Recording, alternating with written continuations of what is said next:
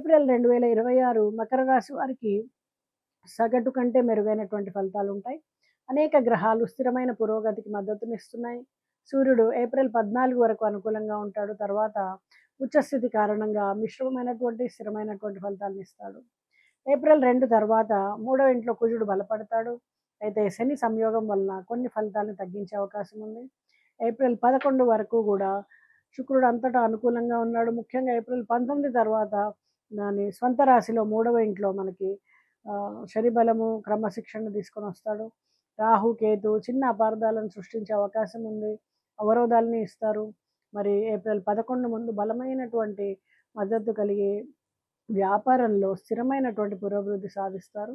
April 11 ముందు ప్రాథమిక అభ్యాసంలో బృహస్పతి ప్రభావం కారణంగా పోటీ పరీక్షల్లో మంచి ఫలితాలను పొందే అవకాశం ఉంది. కుటుంబ జీవితంలో చిన్నపాటి అపార్థాలు కనిపిస్తాయి.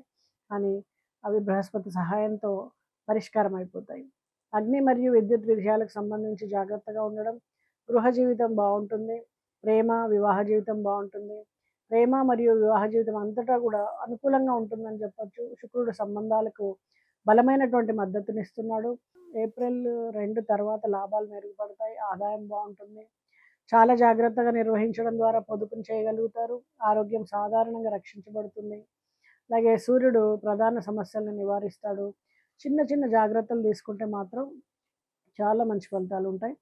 ఓవరాల్‌గా ఈ నెలలో ఒక్కసారిగా పెద్ద మార్పులు చూడకపోయినా మీరు వేసే ప్రతి అడుగు కూడా భవిష్యత్తులో ఒక బలమైనటువంటి స్థితిని నిర్మిస్తుంది అని చెప్పొచ్చు.